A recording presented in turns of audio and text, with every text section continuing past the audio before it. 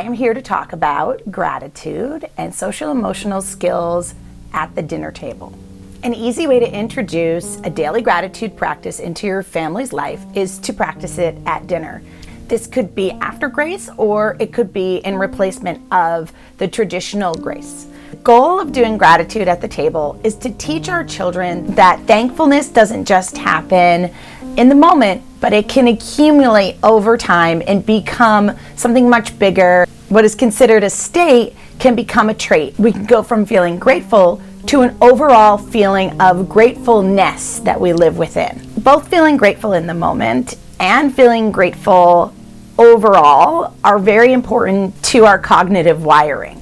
So we're all born with the negativity bias, and what that does is it helps us to survive.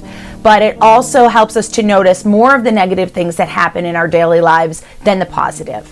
And so when we introduce a grateful practice at dinner time, we're helping our children to train their brains and to grow the pathways necessary to override, or maybe not override, but to counteract the negativity bias.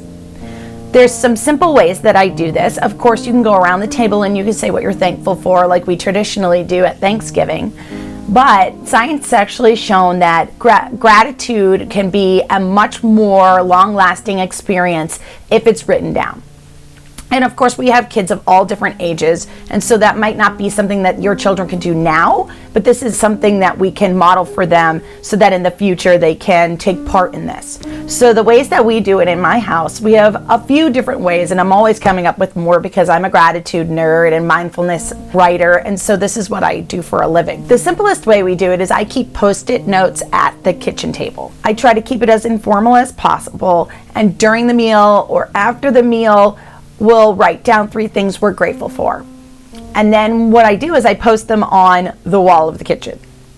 And for me, this experience is so rewarding because over time, the colorfulness of the Post-it colors you choose and the amount of gratitude that grows and grows and grows, it just fills the kitchen with such life.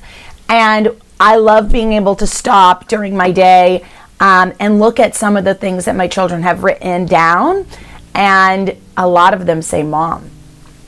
I want you to experience that. It's a really, really great feeling.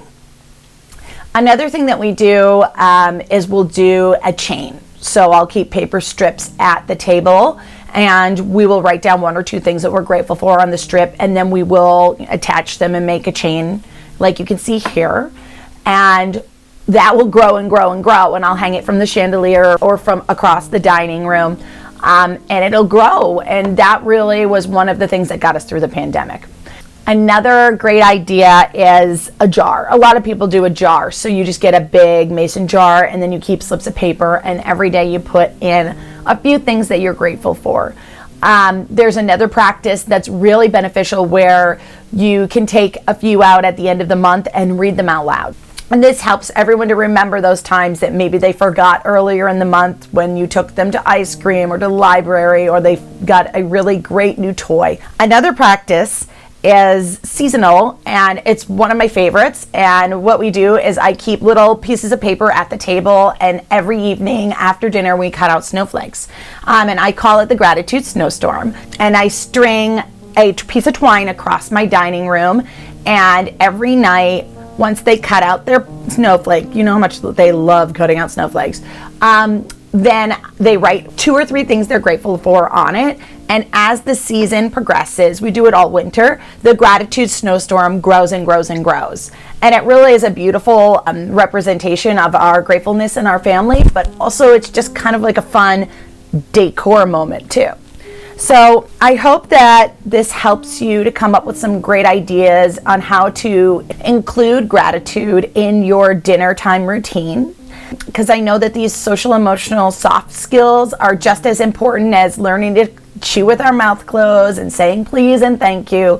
And this is an easy way for you to introduce them on top of an already established habit, which is the family meal.